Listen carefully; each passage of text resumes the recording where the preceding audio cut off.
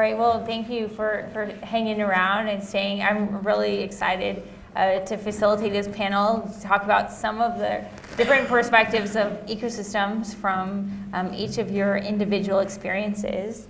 So first, Matt, if you could introduce yourself to the group and tell us a little bit about your background. Sure. So I'm Matt Farrugia. I'm Scottish. Woo! Representing Scotland on the stage, representing Edinburgh, in fact.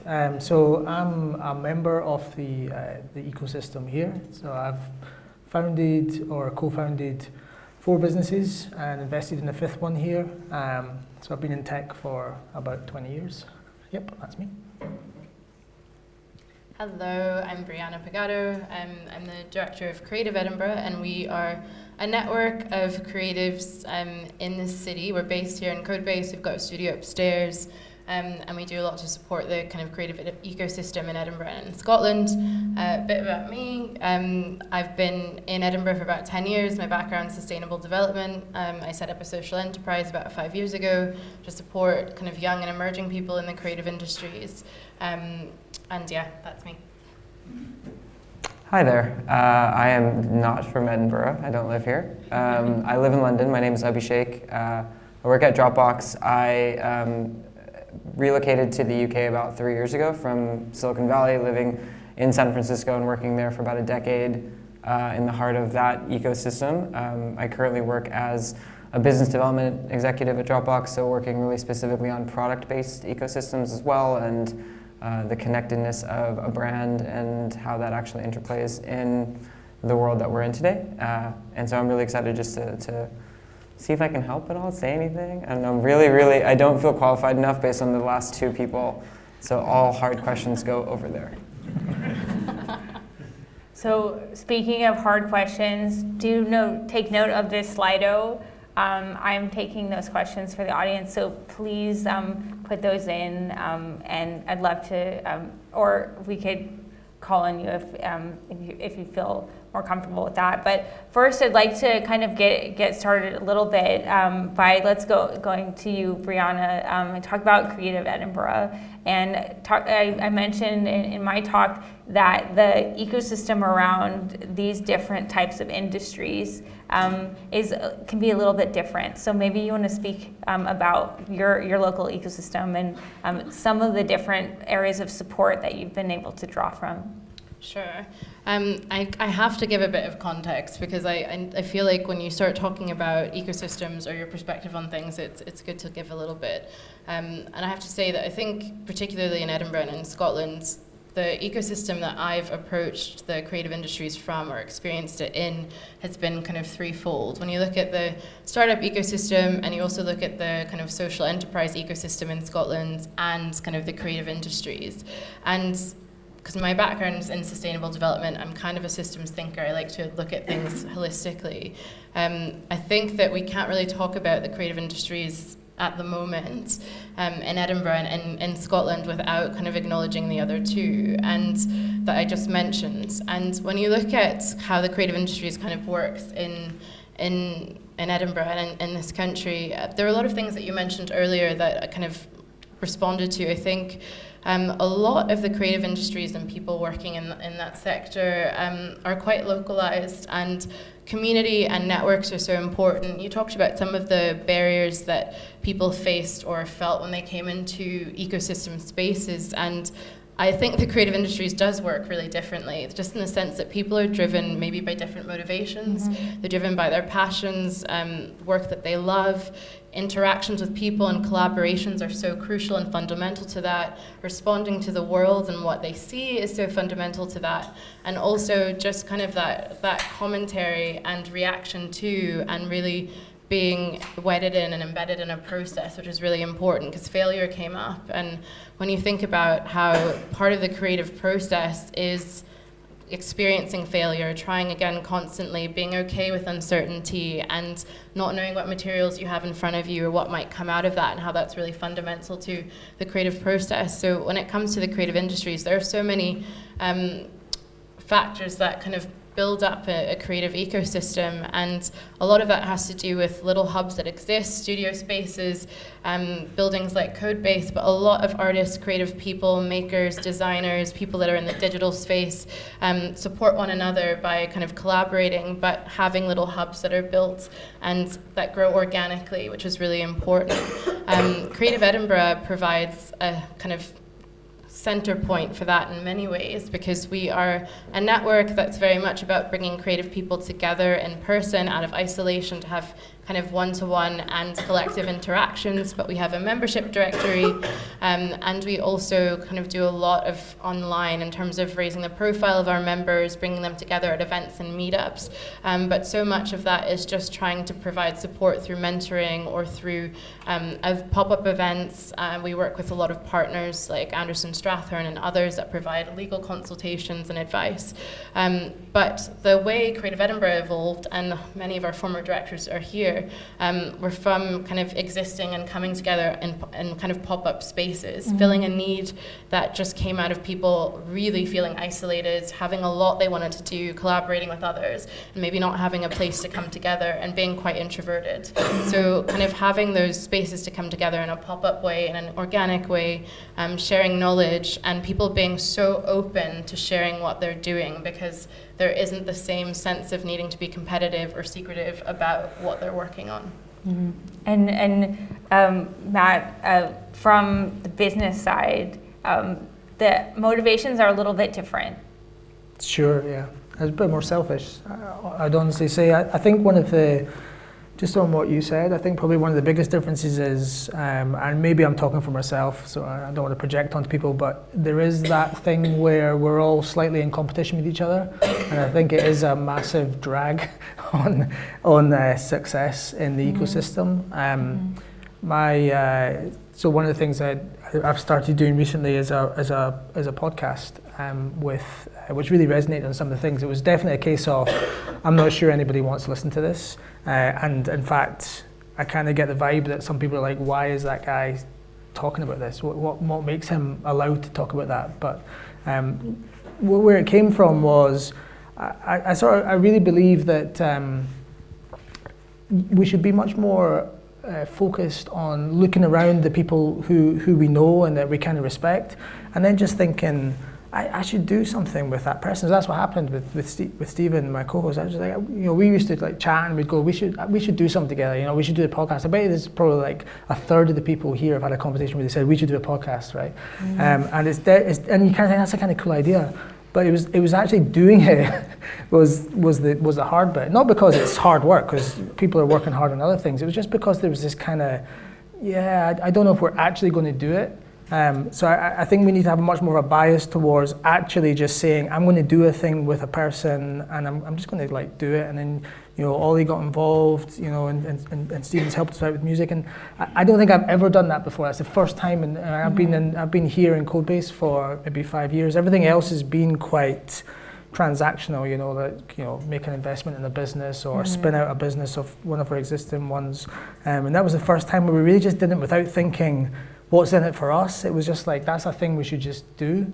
And maybe, I bet that happens all the time in the creative sector, but I don't think it happens quite so much in the business sector. I don't think yet we're doing enough of that stuff. And Abhishek, let's kind of pick that up a little bit, because this idea that people that are sharing the same space, they come together and kind of spin out different types of ideas, side projects. That's something that really reminds me of my experience in Silicon Valley. Yeah, I think first of all, I actually have a podcast too, so if you want to do a podcast. Let's cross-promote. It's interesting because in the Bay Area, when I lived there, the conversations of that, like we should try this or we have an idea and we can talk together, were so common. But even when if you take that space and you just condense it into the smaller atmospheres that people are in, so even at a company like where I work at Dropbox, people will get together and have really creative ideas that could be new companies, could be just new ideas for the product, could be things that they're trying to work on to excel. And all of that is just various ecosystems. And the only thing that makes it work is just the general openness of like being able to walk up to somebody and confidently say like, does this interest you, and getting rejected or not. In Silicon Valley, there is I mean, to the earlier point, there's a bit of the selfishness around it. Like, I'm trying to make it, I'm getting my funding, I'm going to get acquired or go IPO. Like, there were a lot of really toxic tech leaders that have been there and caused a hullabaloo in that whole area. But then there's just a lot of really like smart, talented people. And then, I mean, we talked about this before we got up here. It's getting a little crazy out there, and so people are looking for other places to go, like I did. And so just as you start noticing folks coming into your ecosystems, or just folks who think they might want to go out there, like just have a chat or have a conversation and think like, what could we do if you leave, if you don't leave, if we're here, if you're there, whatever it could be, that could just manifest in something really creative. So I want to take this question from the audience, and they're asking, what are some of the best ways to keep partners or members of ecosystems engaged? So we talked, Creative Informatics shared kind of some of how they're getting their support. Has really been one of the drivers of creating these free events for the community. But I mean, with the absence of that, taking that initiative, as you mentioned, how are some of the ways that we can keep all the members of the community cohesive and connected to one another? What are some things that you've seen that worked, or maybe things that you'd be open to trying? I think when you look at something like Creative Edinburgh, the creative industries, you know, our organization and what we do, we wouldn't exist without our members. Everything we do is driven by and led by our members, their needs, their wants, their ideas, and that's why we exist. And back to this whole concept of ecosystems, you know, I always see an ecosystem as a living, breathing mechanism. You look at the earth and you look at something like a comparison to the water system. It's like we have a rain cycle.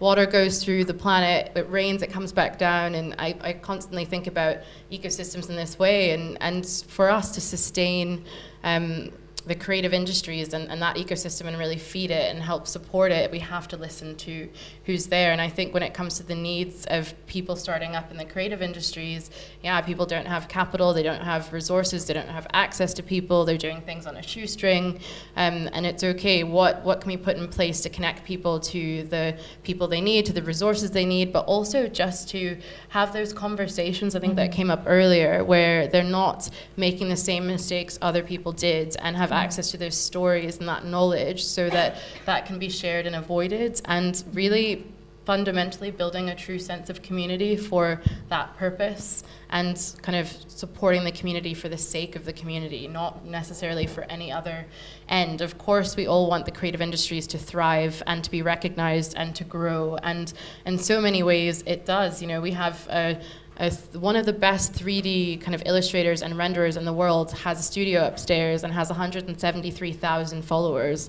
And a lot of people in this city and in this building don't even know he's here. And part of our community is there to kind of raise awareness about the work that he's doing, but also just to build networks and systems for him to work and collaborate with others, and for all of these incredible people to kind of benefit by supporting each other and working together. So just really keeping it to what their needs are, and making it a safe, open, collaborative space that's a true community. And I think you make a really good point there in kind of promotion and sponsorship, and kind of highlighting, you know, the great talents of people that are in your community, and also making those connections. So knowing someone, you know, that has something really great to share, and kind of saying, oh, hey, this guy does music, he can help support the podcast, kind of making those introductions and helping to kind of close those, what we call structural holes in the network theory analysis, but how to create this more cohesive space environment where people actually kind of know that the talents and the resources that they are available locally. I can answer your question in a weird analogy that came to my head just now, given that I traveled today. Who has gone on vacation in their life? If you haven't raised your hand, we have a really big problem. We can talk about that afterwards. Who has had a flight delay? Who is excited for their vacation and then had the flight delay and were like suddenly really upset? Yeah, that's pretty common. I think the reason is, and the analogy came to my head because momentum is a really big factor. And once you have the momentum of going on vacation and getting all that excitement, and then you're hitting a wall of some stewardess or pilot or somebody, whatever person is blocking your way. That tends to be the reason that you are no longer as excited, and you kind of feel a little disheveled, down, whatever the word is.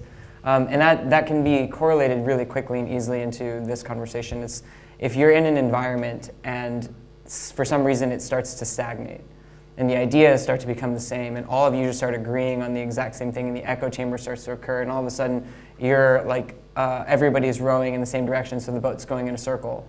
That's where you start to really lose the value of having like an ecosystem, and now you're just all one hive mind, and that's not useful. So momentum and creative ideas and thinking outside the box and listening to podcasts that might be different or challenge your ideas, or having Natalie come and speak again at length about the data and statistics that she showed that were terrible, that we shouldn't look at, just to challenge the brain a bit. That is a really good way of making sure that freshness comes to it, and companies that are out there that are solving problems, and if you're trying to solve a problem, are not just, what was the phrase, like Henry Ford was told, I just wish that they could make a faster horse, and he's like, why would you want a faster horse? Let's make a car. I'm definitely not getting that right. But you get the idea. If everybody wanted Joseph Daimler. That was Daimler? Okay. Well, you get the idea. If you're just trying to solve the status quo issue, then you're going to miss a really obvious and perhaps game-changing product or idea that might have been better, that solves a lot more altogether. And that kind of speaks to one of the questions that we received from Yasmin in the audience of how do you stop an ecosystem from becoming a clique? And something we have in tech very frequently is this kind of pattern matching, that people that look, speak, sound, act like how they should, it evolves into this situation where you have a lot of people that look alike, talk alike, sound alike. And how do we break out of that? Because going back to your analogy earlier about an ecosystem in water, and it creates something that is not a monoculture. How do we keep that fresh? How do we improve those conditions that it doesn't feel stagnant? I mean, so part of it is representation, making an effort through representation. So I've been on panels in the past before, which were all men, and I'm glad that that's not what we have tonight. And I think it's really important that we make sure that we're kind of sensitive to how we represent what we think members of the ecosystem look like. But I do think there's probably another step to go beyond. If you look at something like if you look at what Arlen Hamilton has done with Backstage, I don't believe we have people who are making an effort to be, so if you don't know, Arlen has a fund that invests specifically in I actually don't know exactly what her thing is, but it's basically she puts money into underrepresented founders, I think both in terms of sexuality and in terms of racial ethnicity. But the point is that she would say is that's not some sort of sympathy vote thing she's doing, right? It's because talent is equally distributed, but access to some of the things you said around capital is not equally distributed. So she's going in with a specific thesis that says there are some amazing people we could invest in who are not getting to play the game at the moment. So I'm going to go and I'm just going to, I'm going to make loads of money for the people who've put money into the fund. I don't think we've got that stuff here just now in our ecosystem, but I think there are moves like that can make a big difference. I mean, the truth is, I'm a little bit, it's really interesting you talking about the kind of global ecosystem. I'm very much a local ecosystem person. I liked a lot of the stuff that you said, but for me, I'm very much oriented around the local ecosystem. I actually think one of the things that helps people feel good about being in the ecosystem is that sense of identity. And I also think, to your point, Abhishek, that where you start getting success in the ecosystem, that really creates this kind of sense of we're all succeeding together. And I think that's a really important thing. And I have this big thesis, which I won't go into just now, around local ecosystems as a network effect. And it's really about capturing value for us locally, and I'm totally passionate about that.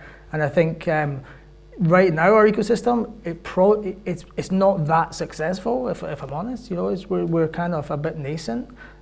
We've done a lot of good things. We've got so much more we could do. And I think we really all need to get, for me personally, at a local level, I think we need to get behind just being tons more successful. I'd like to orientate around bringing everybody in and everybody being successful and really, really pushing for success. And that's maybe quite a sort of business guy kind of view, but that's kind of how I view it. Mm-hmm.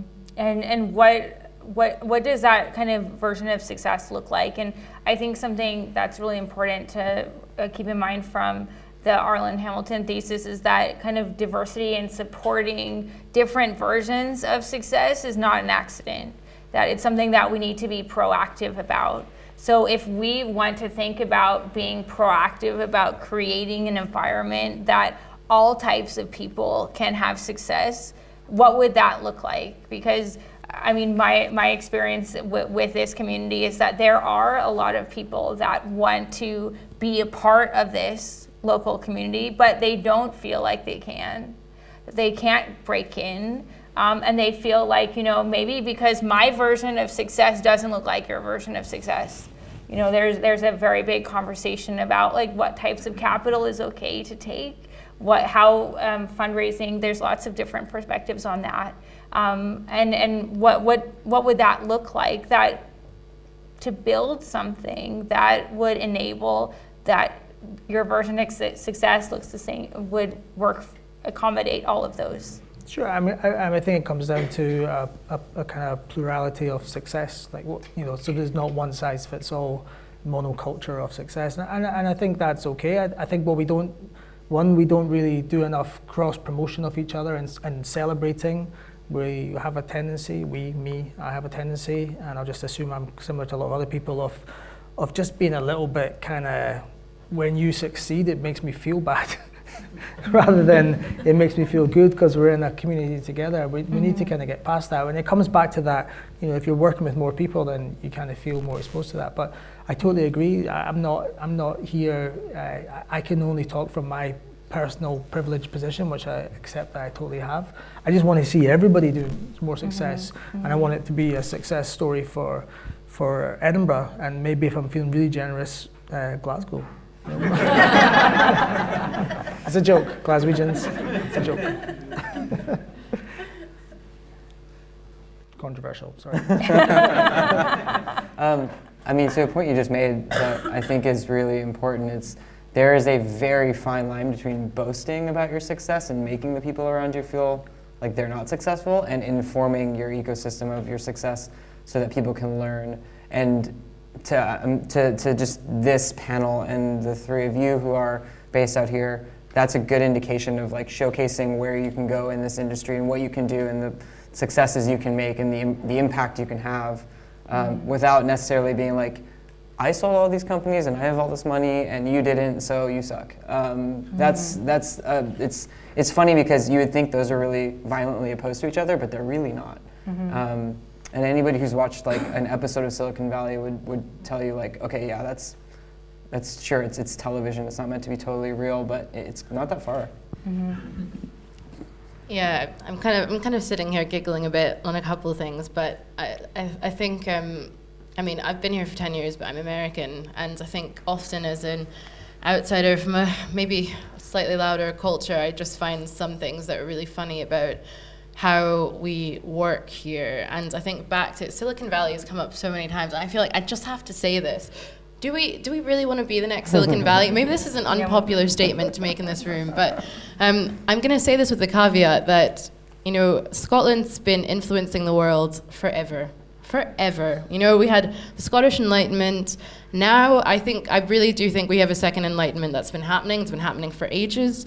You look at things like Sir John Elkington in 1979 came up with the whole concept of the triple bottom line, thinking about business, thinking about profit, of course, on the bottom line, but planet and society and people. We have the most sophisticated social enterprise code of conduct in the world. We have the longest running social enterprise incubator kind of program and building in the UK. Purpose-driven business is on the rise, and so many companies are thinking about how their profits and the way they work are going to better influence the society that they're in. Also, when we look at the creative industries, I think we have a lot to learn from the creative industries in other sectors, because this whole kind of idea of what success might be, or what kind of city we could be, or the impact we can have, I think a lot of the ideas that come from a lot of these ideas come from the creative industries in many ways. I think, we keep talking about remote working, and I wrote down earlier, creative people have been remote workers the whole time, since the beginning of time, have had to be commissioned by people working in different countries, have been working in their flats, have been working all over the place. And I think there's so many trends that are emerging when it comes to portfolio working or remote working or starting your own business that creative people have aced and been doing forever. And I think there are a lot of lessons we can learn from that. How do we be successful and do that in a way that lifts other people up and supports other people in that.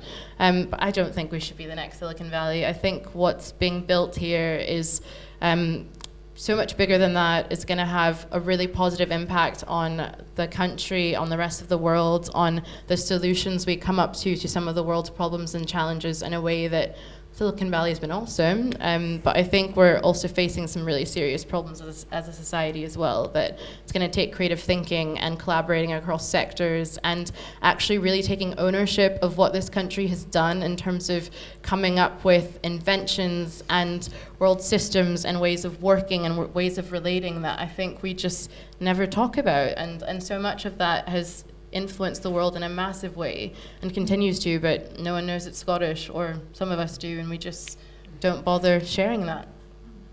I mean, even to that point too, because I mean, first of all, I think I was referencing the TV show, which if you haven't seen it, it's a caricature, but it's too real, so I had to stop watching it because it felt like my life.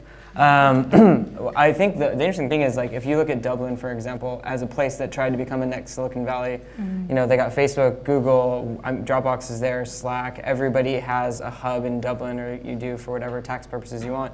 It is insane to get a flat in Dublin now if you're moving there for work. Do you want to necessarily take the success that technology companies can bring to a city and then inundate it from a social perspective to the point where you're squeezing people out who can't be there anymore? Anybody moving there is complaining about half their salary going to their rent. Like, there's got to be a happy medium. And what we said before we got up here was, New York City, London, Singapore are financial hubs of the world, Hong Kong, financial hubs of the world. There's not another New York or another London. There's other places that when finance all went to a screeching halt in like 2008, other people started to come up a little bit and to take that talent and start to showcase just a little bit to make their cities strive and to be successful. So is it to be the next Silicon Valley? No, not necessarily, but is it to be an innovative hub that can hold its own, can throw good events, can be an important factor in the world, but doesn't necessarily need to have that like aggressive draw.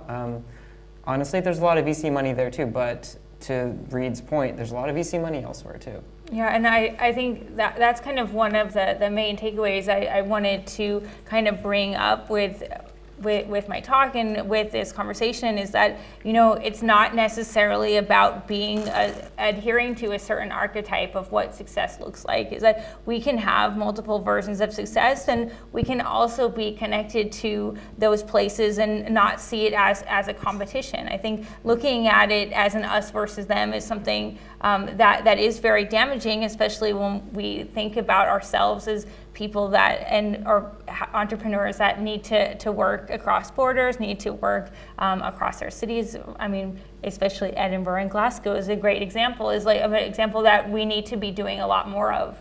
I make a point to go down to Newcastle every month because that's the point we need to be making those bridges and connecting. And kind of speaking to that is making those bridges across all the different stakeholders in our communities. So big corporates, the creative side, but also social impact side that you mentioned, and big companies like Abhishek that you are representing today. Like, I think how are some of the ways that we can get all of these different stakeholders working together. And practical ways, here's a question from the audience, because we are unfortunately running out of time, but how are some of the ways that each of these different stakeholders can bring this community together in a shared success? So thinking, a win for the creative industries doesn't mean a loss for the tech companies. Something that I've seen personally is that we have such a very strong social impact sector here, but sometimes there's some kind of competition between social impact and the other industries. It's like, if they're doing good, it means that, if we're not doing tech for good, then we're not included. And so how are some ways that we can help kind of ensure that, a rising tide lifts all boats, so success for one doesn't mean a loss for another? And do you have any ideas about that? Yeah, I am going to talk about network effects, if it's okay. Check out the last podcast was on network effects. If in case people don't know, basically network effects, if you think about a good example would be Deliveroo here. So Deliveroo, the more people who are hungry come onto Deliveroo, the more valuable it is for all the restaurants on it, and the more restaurants who come in, the more valuable it becomes for the hungry people, right? So that's a kind of heterogeneous networks that creates value as more people join. The thing that you said, Abhishek, that I'm really interested about Dublin is because Scotland had a lot of foreign direct investment in the 80s, right? And a bunch of American companies came in, set up stuff here. And then when the global economy changed, they all left, right? And all that industry went away. And for me, one of the most important things we can do whenever we think about ecosystem is we can think about what can we do for each of these players who come into our ecosystem. What ways do they add value that stays in? So that value was just leaking out. It was leaking back to headquarters somewhere else in the world.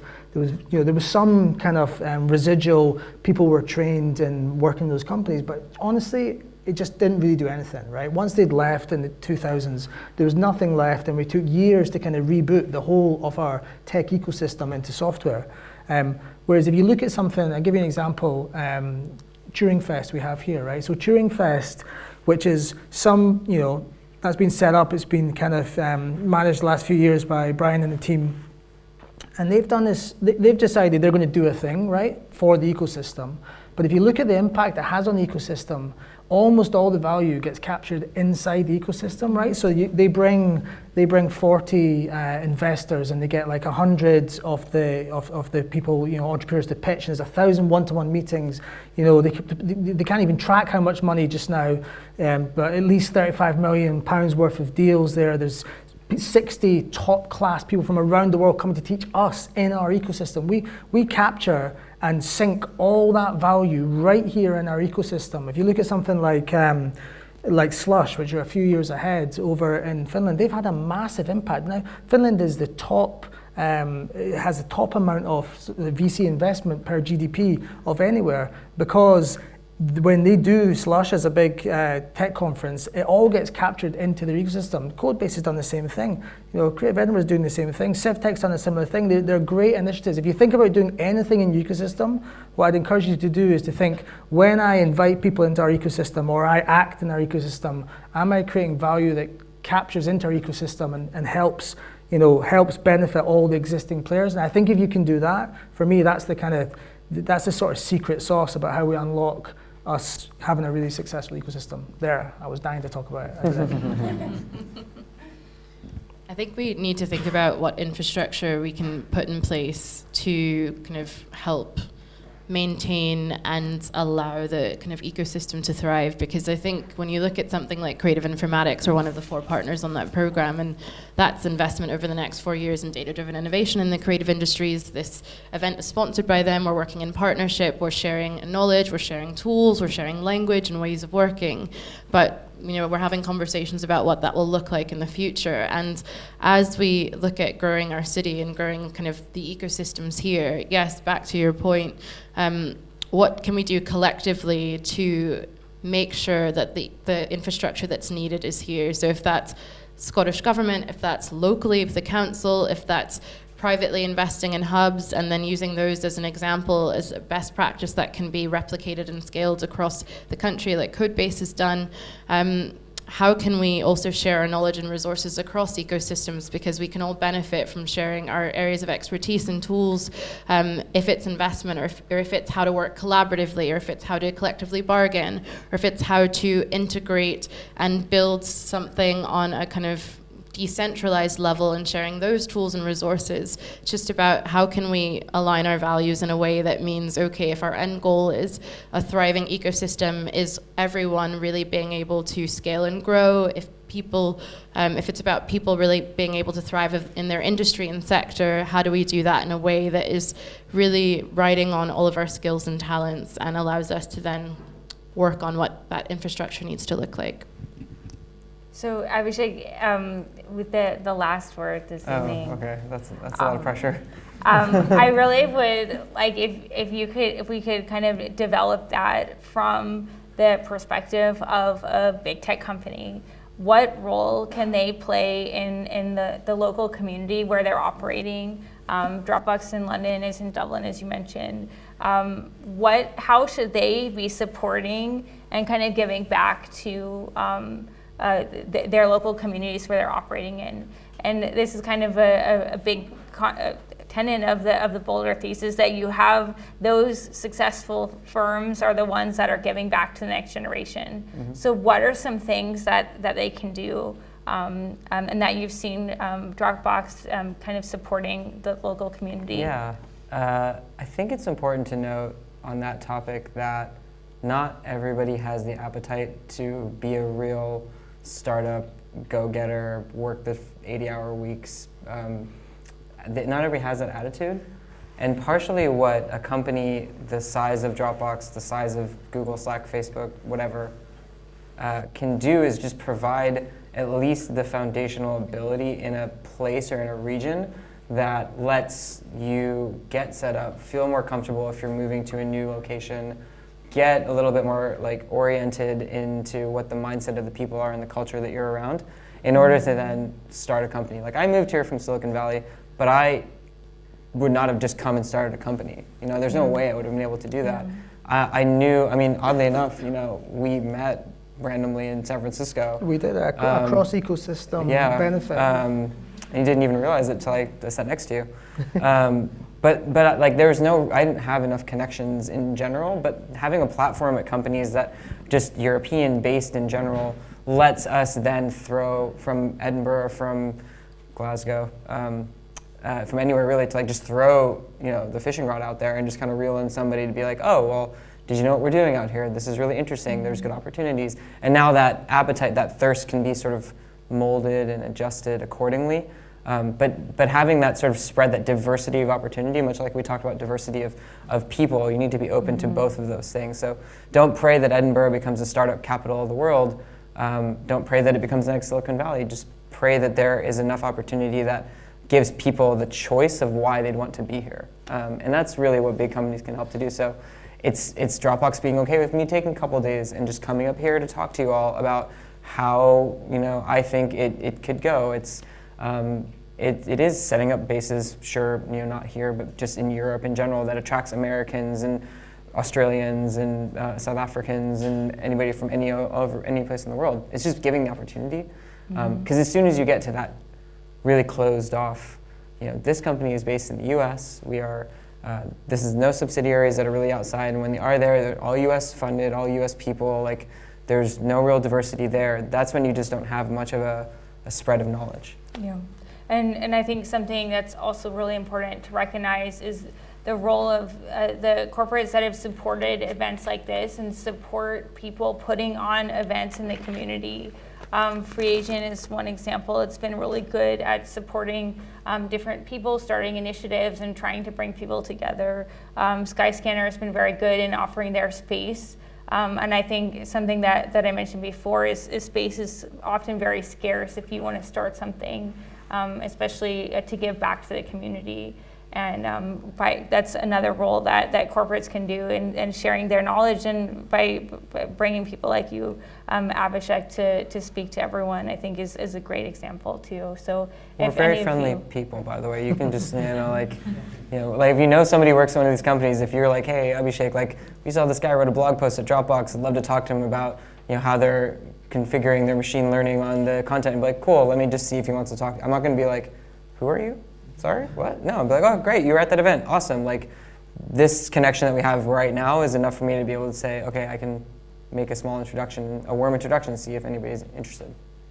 Yeah, and that's the kind of community spirit and community atmosphere that we want to be fostering. So with that note, we'll close the panel, and thank you all for your questions. Really excellent. Sorry I didn't get to all of them, but please come up and grab these guys before you go.